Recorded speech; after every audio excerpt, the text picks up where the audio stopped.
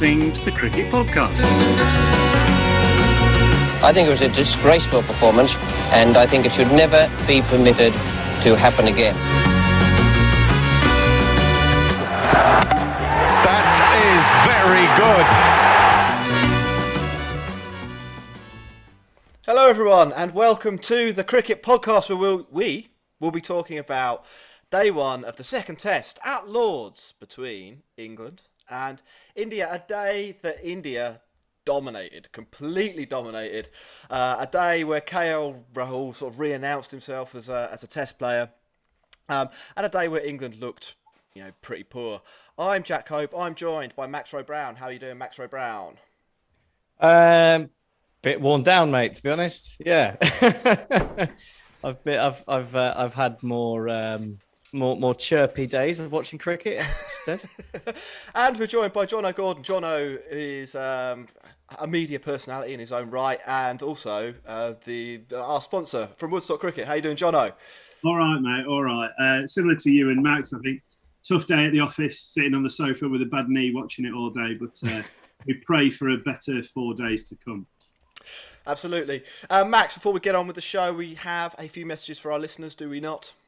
We do. Yes, please like and subscribe to this video and follow us on YouTube, Spotify, Twitter and Instagram at the Cricket Pod and all that. Excellent. And, let's get on with it. Do you want to do a summary? What happened today? Yeah, well, it all started before it all got underway, didn't it? With both Root and Kohli apparently enticed by the overcast conditions, like a siren song calling them to say that they would both bowl first. And it was Joe Root who won the poison chalice of winning the toss and deciding to bowl first. It maybe didn't look like that bad a decision. 10 overs or so in, the ball was moving around. India were going at barely 1 and over, and the ball was beating the edge with some regularity. But after KL Rahul and Rohit Sharma had seen that period of playoff, it got pretty good for batting by the looks of things, and they absolutely ran away with it. 100 partnership, Rohit steaming to 80 odd before he fell to Anderson, and then KL Rahul picked up the mantle and showed everyone why he is in fact the king legend. And it was a pretty depressing day for England fans, particularly depressing for England fans who are going to Lord's tomorrow to watch more of it. And I suppose there was the slightest glimmer of hope, wasn't there, at the end when Robinson had Kohli caught by Root in the slips, and we thought that maybe tomorrow might not be the worst day of watching live cricket that we'll ever have, but remains to be seen. Look, devil's advocate, but I'd like to see Kohli play live. Well, yeah, Jono, player of the day was obviously KL Rahul. How did you rate his knock? I think he's a great player. I mean, it's a shame that the guys watching this and who will go on to watch this won't see the text that you sent into our group earlier about hoping that he'd take one in the goalies before the end of play to kind of add a little bit of pride as to you're not his biggest fan. But I mean, look, what a player. He's proven it in the white ball formats over and over again. And he's got a reasonable test record. Didn't do that well last time he came here. I seem to remember Sam Curran cleaning up at Edgbaston. He was playing a wild drive to a full ball that took his middle pole out. But yeah, I mean, look, fair play to him. They've looked good both innings at Trent Bridge, and then he's converted today. So you can't ask fairer than that. From an Indian perspective, they'll be incredibly happy with him. Max, Ross likes to joke that KL Rahul is the ball eater, and that's certainly how his innings started today. 18 off the first 100 balls he faced, or something like that, 20 off the first 100 balls he faced. Then he kicked on. Well, I can only assume, Jack, what had happened is he'd read some of your analysis that you posted on our Substack about how eating balls is beneficial for your team's overall score. Well, it probably was that. Once he did reach 100 balls, he did press on and, scored over 100 off the next 150 that he faced. Quite a nice change of gear.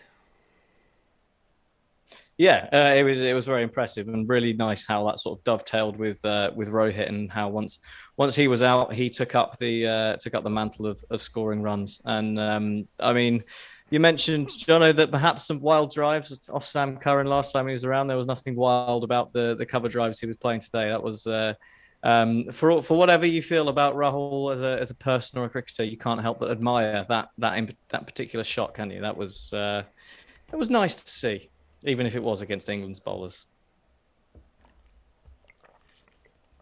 Might have lost Sorry, John. I lost. Was that directed at me? Yes, it was. Yeah. Okay. I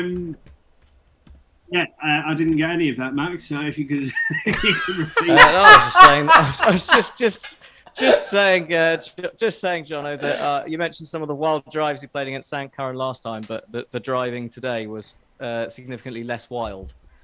Yeah, absolutely. I mean, look, he's obviously a very good multi-format player, isn't he? I'm a big fan. I do worry about, if we were going to have any chance, or England were going to have a great chance in this series, we were going to need their top order to not being as fine fettle as they are. You'd say Pujara's probably the one cause of worry for Kohli and Ravi Shastri.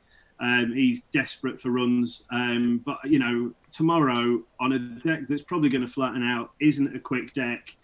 Rahane can, just churn runs out. And then, I mean, if you two are going tomorrow, I mean, the opportunity to watch Rishabh Pant when they're 450 deep, 4 down, and he's basically got free license and just do whatever he wants with it, then I think it'll be an amazing spectacle. But I do really worry that India will only bat once and England will get bowled out twice in the theory that England have of Butler taking the game away from other teams in reverse with Rishabh Pant. Yeah, quite possibly. I mean, he's just.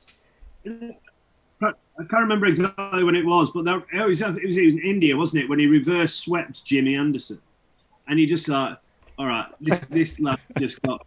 I mean, zero respect, but it's brilliant. And he's a real breath of fresh air. Really exciting to watch, and I am jealous of you guys. They're quaffing prosecco or champagne, flicking, corks onto the outfield of the hallowed turf at the home of cricket tomorrow, getting him to whop it to all parts. I mean that's the only thing that we can hold out hope for. My internet went down a little bit there, so I think that'll probably affect the stream quality for people watching this live. We should probably also credit Rohit Sharma. I think obviously when your opening partner gets 130 and finishes the day not out, and people tend to forget about you. But he really took the attack to England, and after the sort of the first 10 overs where it looked like England had made the right decision, like you said, Max, he punished England's bowlers. Max, were you disappointed to not see him reach triple figures? I was partly because I said that he would be the top run scorer for the series, and partly because I think he probably deserved it the way he was playing. He did obviously again really well like he did in the first test. Really, he did really well to battle through that tricky period just by playing the line of the stumps and not pushing at anything. I don't think there was anything I remember him, with his dangling his hands at, and that is part of the reason that both of them made it through unscathed without taking that edge. And from there, he really kicked on. It was Sam Curran in particular who took a bit of a shining to before lunch, wasn't it?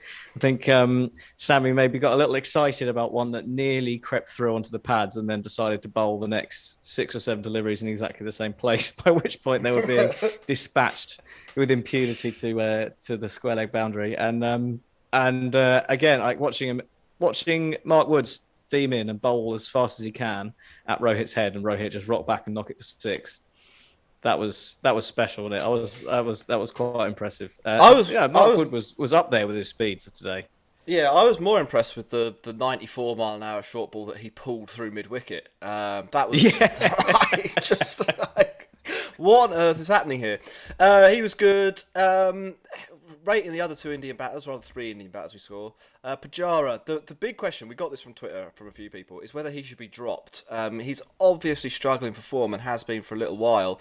Jono, where do you come down on Pujara? Is he too old? Well, I wouldn't say he's too old. Look, he's spent a lot of time with Yorkshire, hasn't he? He's played in England a lot. He's obviously performed very, very well for India over the years. I drop him because he's ugly. Not in terms of his cricket ability. I just don't think he looks great, even with a helmet. Personal preference. Look, he is struggling for form. All players at that level go through it. I don't know how long his extended run of being out of form particularly goes back to, but playing in overcast conditions in London, I know the other lads have made it look relatively easy, but he's just pushing at stuff outside the off stump, hasn't he? Isn't he? He's done it last week at Trent Bridge and again today. So look, form's temporary, class is permanent, and all that. They've got every right to stick with him, whether they do or not. I'm not entirely sure who else they've got on tour that they could bring in and expect him to do the same job at number 3. The replacement that they shipped out from their white ball team was Surya Kumar Yadav, who we saw obviously in those T20s and 50 over games back in, what was that, March. I don't know, for a player like that, whether England's the greatest place to make your debut, and I think Pujara has still got enough about him to expect that at some point in this series he'll do some damage to England. Don't you think? Maxie. Yes. Should we talk about England? We could talk about Kohli quickly. He got 40 odd. I said at lunchtime today that I thought there was a 50-50 shot that we'd be seeing Kohli batting tomorrow. As it turns out, Ollie Robinson did get him out just before the close of play. Are you sad not to be seeing Kohli live? Be honest. And 2, absolutely. I thought he looked in pretty good touch, which is ominous again for England in the rest of this series. I honestly, I was thinking to myself, probably not long before he got out, actually, that if Kohli, this is me looking ahead to him almost definitely being batting tomorrow, that if he doesn't get a ton, he will be absolutely kicking himself. I thought it would be the perfect opportunity for Kohli to come back into England to re-announce himself, make those runs, and shut everyone up and that kind of thing. And I reckon he'll be. You could see. I mean, I suppose he looks the same every time he's out, doesn't he? He lingers and looks like he can't believe what he's just done or what's just happened to him. But I think there was definitely a sense today that he's missed out on some runs. But maybe that opens the door for Rahane to do the same thing, because he's a man who cops a lot of flack, isn't he? And perhaps it's his turn to put a score on the board in conditions that you would expect would be fairly beneficial, having fought through this evening. Just a quick message for Vibor and who's the other one? Vignesh. Thanks for your contributions to the show. There's quite a few people watching on YouTube now. If you are watching, hit like and subscribe, and that's another way that you can contribute to the show. Jono, are you a big Kohli fan or not? What were your feelings when he was out? Presumably, as someone who wants England to win, you saw that as an opportunity back into the game when it happened? Yeah, I kind of look. It's weird, my view on Kohli. I love the player. I love the man when he's off a cricket pitch. On a cricket pitch, I really think sometimes he can be a bit over the top. I know that obviously with quite a lot of South Asian and Indian viewers and listeners and stuff, that's probably not, you boys are going to cop a right load of flack. Luckily, I don't read on social media. So it's pretty standard. It's pretty on brand for us. But look, what a cricketer. The thing that I did notice about him today that I've not seen him do before was he was sharing jokes with Buttler. So when Moeen's bowling and Butler's obviously stood up to the stumps, he was chatting, and I don't think I've ever seen him do that before. And I don't know whether he just kind of dropped his guard even the tiniest little bit. For someone who's normally so focused, so intense, so kind of into what he's doing, maybe that's kind of caused him to lose his edge. Now, he was out probably 5 or 10 overs after that, but if he's not quite preparing himself mentally or going about things in the way in which he does normally when he scores such a massive weight of runs, maybe maybe he might look at that. I don't know. But, I mean, look, as a player, you can't argue with him. As a captain, for the way he leads his own men and his own country, I mean, and the pressure that must go with being Virat Kohli must be absolutely insane. there are things about his character I disagree with, but I think as a cricketer and as a leader of his country, he's phenomenal. Final thing we'll say on India's batting, or final thing I'll ask just on India's batting. As a day, from their point of view, out of 10, what would you rate it, Max? It's probably an 8.5. I think it would have been a 9, but Kohli got out. Yeah, but Jono? It's still ridiculously good. Same question. I'd say higher, because I think in those conditions, having lost the toss, when I think that's the first time that I heard on the Sky comms earlier on, the first time a side hasn't lost at least one wicket within the first 10 overs at Lords for some incredible amount of time.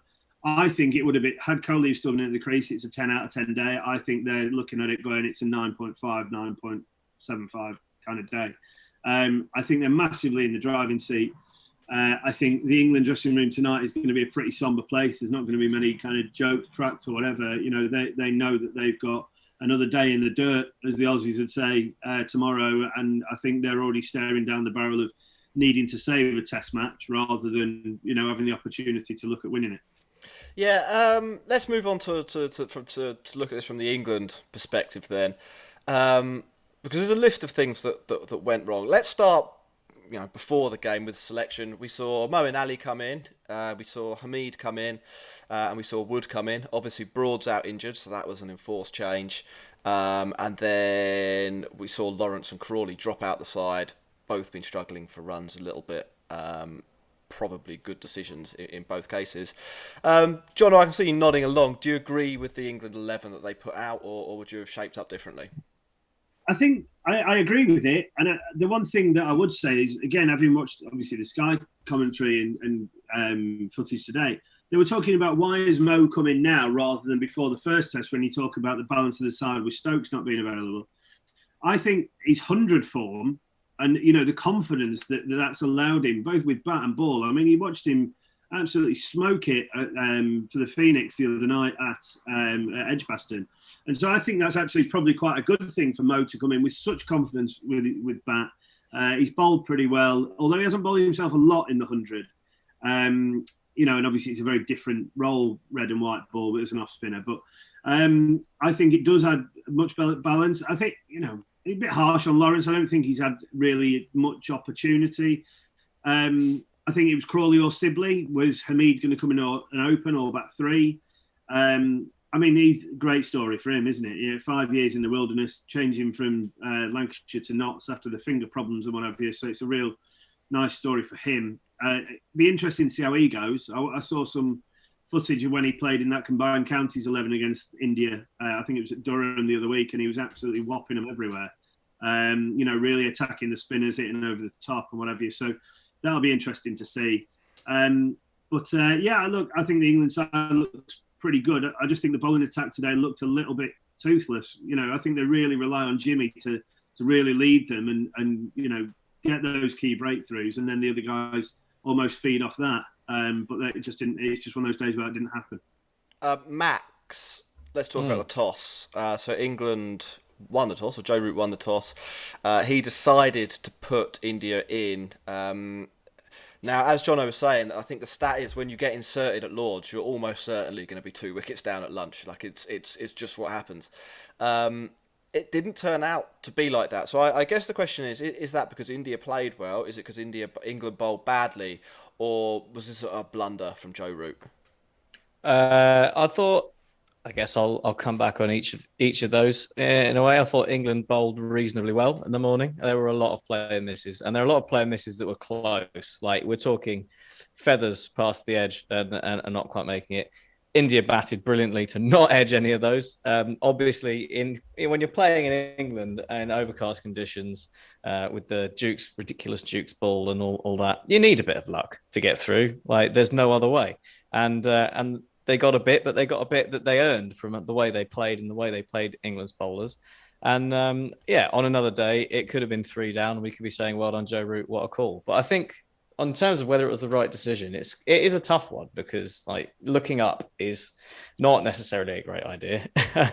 People get sucked into doing it quite a lot. But I think the the decision England had to make really was, okay, look, conditions look like they're quite good for bowling right now. Do I back my batting lineup to fight through that and get us into a good position afterwards? Jono's shaking his head, and I think, and that's exactly the point. And is my bowling attack good enough to make the most of these conditions? And you weigh those two up, and you think that probably the right thing to do is trust your bowlers to try and get something out of it while you can. And it didn't turn out. But I mean, Captain Hindsight obviously says terrible decision, 276 for 3. But when you look at the decision that Joe Root had to make and the information he had available to him, I can't blame him for what he did at all. Jono, would you have done the same? Bowled first? Yeah, I mean, I agree with Max. We said off air, didn't we, that, those conditions and the way in which that so many balls did pass the edge so slightly, like you could be looking at another, Aussie 60 all out at Trent Bridge in 2014, 15, whenever it was. Like, on another day, Jimmy gets 5 for early doors and India are 100 all out. That is, you take the rough with the smooth in cricket, you have great days and you have days where it doesn't quite work for you. But I think I heard something again today where they were saying, I can't remember who it was, but they were saying, if you win the toss, you think about bowling again, and then you still bat. That was Bumble, wasn't it? Was it Bumble? It might have been Bumble or Andrew Strauss, and they were saying that you've got to weigh up: are the bowling conditions now going to be more beneficial on day one with a better cloud cover than they will be on day 5 if you're bowling fourth? So yeah, it's an interesting one. I think Lords isn't known for breaking up particularly. It might take a bit of spin. There was one noticeable ball from Ali that turned. It seemed a bit quicker, and it turned into KL Rahul kind of in the third session. But other than that, it seemed a pretty benign pitch. No real pace. I mean, Mark Wood just charges in like a overexcited puppy, doesn't he? Whenever he gets the ball in his hand, spends most of his time kind of picking himself up off the 22-yard strip, but gives it everything. Into how the internet works. I'm back. Exactly. Back. I don't know if we're still back on the internet. We may well be. We may not be. We spend all the time. Hold on. Well, let's assume we are. We're back. Hello, everyone. What were you saying? Did anyone make any good points?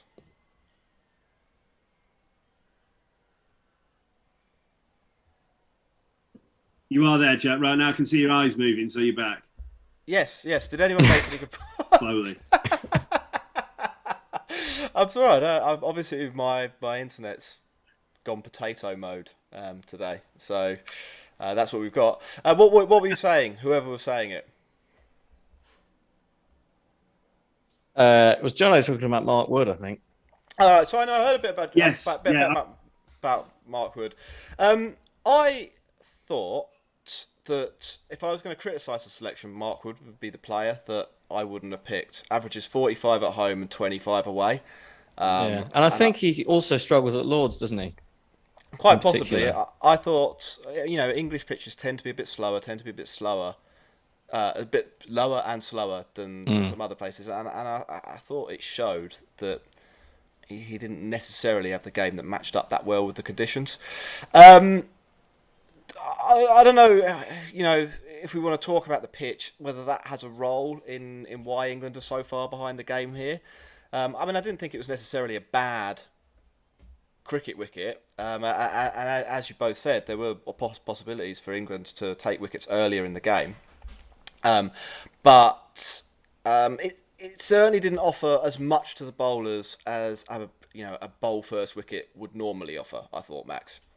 Yeah, I think that's fair, but I think that's where it comes into the choice that Joe Root had to make, wasn't it? There was a limited window to exploit, and credit to India that they managed to stop England from doing that. And I think England's bowlers probably got a bit frustrated from that as well, didn't they? I mean, they once you get a sniff and it doesn't go your way, and you start chasing things, and that's sort of also contributed to the whole thing. And it was a perfect storm, really. Excellent batting, decent batting conditions, and England perhaps getting a little overexcited at the start and, losing their way.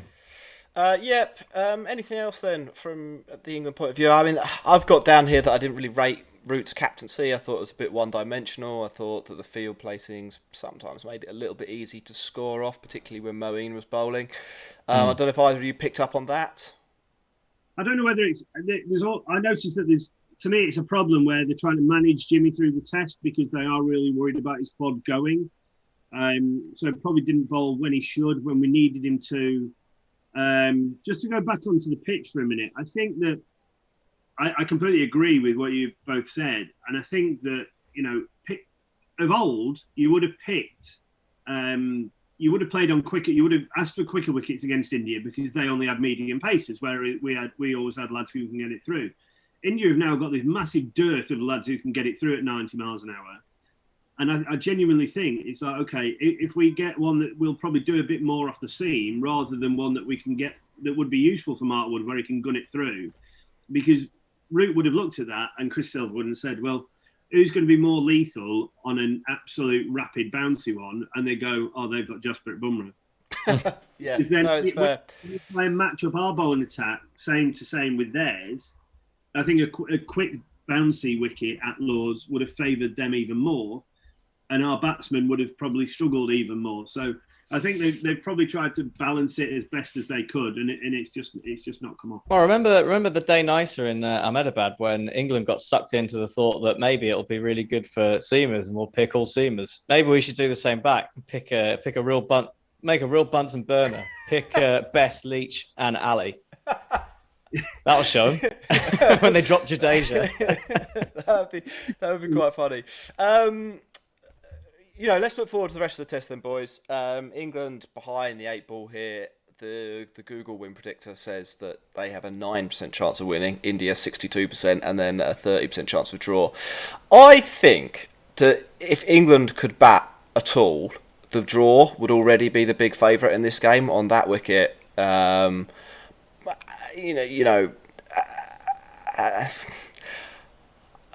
guess the problem with that line of thinking is that England can't bat. Max, is there any way back into the game for England, or what is the most reasonable way back into the game? Oh, they have to score 350 reasonably slowly, I think, and they'll probably be okay. I think 9% win rate for England is a little high.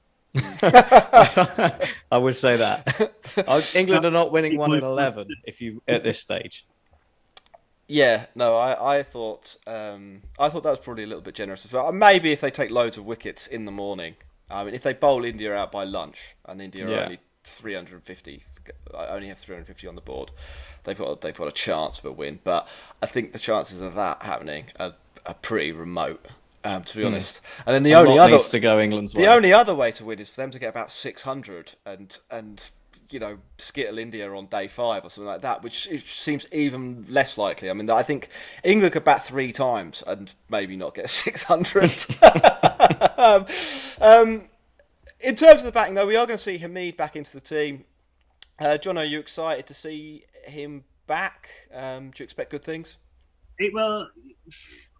Look, it's easy. They say it's easy in county cricket, and he probably went and played against that India 11 for the combined counties without any real pressure. I don't think would have expected to get back into the test side. He obviously knew that they had their eyes on him, but I don't think he would have automatically thought that that game was his route back into the test setup. So I think you won't see him try and whack Jadeja and Washington Sundar and Ashwin, well, 2 of them aren't playing, but so you definitely won't see it. But I think, he used to be a real blocker, didn't he? In the kind of KL Rahul, as Ross likes to say, But I think that's almost what we're lacking. Someone who, not someone who can occupy the crease because we've got the fridge to do that, but. I think that Hamid can probably rotate strike slightly more. I think some of the criticism that Sibley and Burns have come in for is unfair. I don't mind either of them. I think you look at their records versus the undroppable Butler and Bairstow, then their records are actually better. Just to come back to a point on that, when you asked Max the last question, I think that I think the key now for certainly this game and maybe the rest of the series is the Moeen versus Ravi Jadeja. I think that's a real key matchup. And as much as I like Moeen, and he's a great white ball player, and he has done it in a white England shirt before, I think if you look at the two of them, I think Jadeja is a much better cricketer than Moeen Ali, and I think that it comes down to someone having to win a game with a turning ball. Then I would back Jadeja over Ali 10 times out of 10, and I think that's a problem for England. Yeah, I think there's very little doubt about that. Got a few questions in, and then we'll wrap up. So over on Twitter, Max, this one's for you. Is Pujara's time as number 3 up? What I would say is, if you were going to drop him, now might not be the worst time because you've got some people around him who are batting all right. But I don't think it is quite yet. Yeah, Jalaj asks, Jimmy is the only bowler who looks threatening in this test. Since rain won't be interfering much, are the danger? I wouldn't be too sure. There wasn't supposed to be any rain today. The Lord's microclimate. I guess that's a question for everyone here. Does anybody think England aren't going to lose this match? No. I think they're going to lose. Yeah. Well, I put a £20 bet on England to lose the series 4-0 last night at 16-1. So I'm hoping that comes in. Well, it's a strong start. Yeah, you'll definitely have cash out option after this test. I'd have thought. I mean, like I said, there's a good team will draw this match on this wicket. England aren't a good team, and I think it's as simple as that. And Daniel asks, assuming this carries on, at what point do India declare? We haven't really talked about that. Going into tomorrow, would you declare or would you just bat it out? They've got a long tail, haven't they? So although everybody's raving about Bumrah as if he's turned himself into an all-rounder, he got a top edge one for 6 and got 28 off 36. I mean, his highest scorer before that was 11 or something. He still averages like 4. He is a genuine number 11 batting at 8. I mean. However, why would they declare? They bat and bat and bat, and those 4 at the bottom can literally swing from the bootlaces and just try and get as many as they can. If I was India, I'd probably look to bat into the 3rd day if they can, rack up 650, and then go, right, are you lads good enough to bat 2.5 days? We rely so heavily on Root. He's our only beacon of light, really. Bairstow has done it, doesn't do it often enough. Butler the same. The opener's the same. Hamid's coming back into Test cricket. Ali, flip it. We saw him whack. He got 50 off, 18 balls or whatever in India, didn't he? Last time he was out there in February. But other than that, very hit and miss. And then you're into the bowlers. England are capable of making 20 mistakes. They're capable of making about 80 mistakes. So. I don't hold out much hope for this game or the rest of the series. I just think India are far too strong. Yeah, I agree with that. There's a guy on the chat, Manju, who's saying, "You 3 live in England, but you want England to fail. Shame on you." That's a curious thing about the English, isn't it, actually? He's touched on a good point in that, actually, we don't mind seeing England fail. It's quite funny a lot of the time. I mean, also, it would be a terrible cricket podcast if we did no analysis whatsoever and just lied that England were going to win. It's not that we don't want them to win. Of course we want them to win. We're all massive England cricket fans. However, there are certain things we've all been to school. Things that happen in front of your eyes. And there's a thing about, known as reality. We're not going to kid ourselves because then we're only going to wake up upset and angry one day.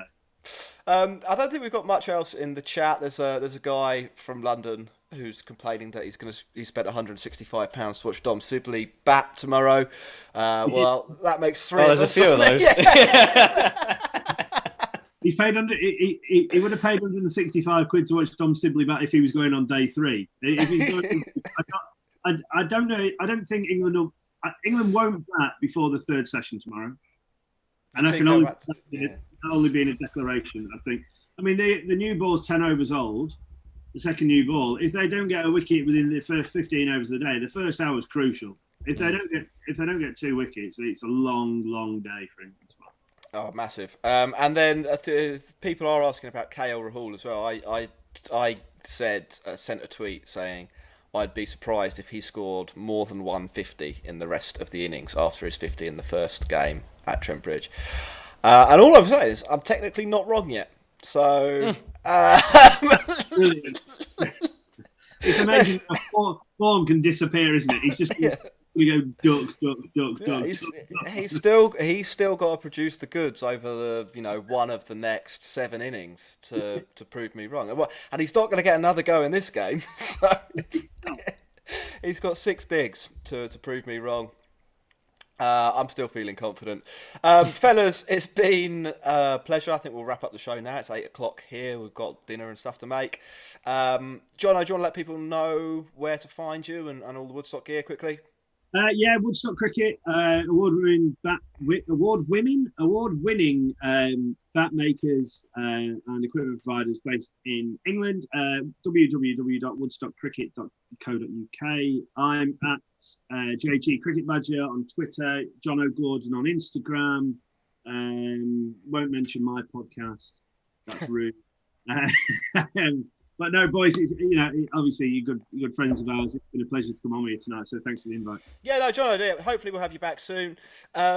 We have shows coming up. We have shows on Saturday with Dan Weston, Sunday with Dan Weston. We're at Lord's tomorrow, and we're thinking about live streaming something. Not the game, because get arrested or whatever, won't you? But maybe a session review with Ross Legg, very drunk, at 1 o'clock in the afternoon, is on the cards. I feel like lunch is the safest, isn't it? Yes. I think anything could happen later in the day. I'm sorry. Can I tell you a quick story? Yeah. I went to Lord's one day when I was back living in London years ago to watch England against South Africa. First day of the Test match. We decided to get there at like 8:30. A couple of some in the nice gardens, and so a few bottles of champagne. Anyway, we then broke out the red wine at about 10:30. I was so drunk. I was at home by lunch. So Ross Legg, it is possible. I wouldn't bank on maybe doing a show at lunchtime. I'd grab him before the day's play if I were you fellas. Right. Well, with that warning ringing in our ears, we will wrap up this episode of the Cricket Podcast. Sorry about the technical issues. I need to talk to my internet provider. I'm not really sure what happened there. Shit happens. Thanks very much for listening. Thanks very much for watching. Hit like, hit subscribe, do all of the good stuff that we really like. And we will see you later in the test.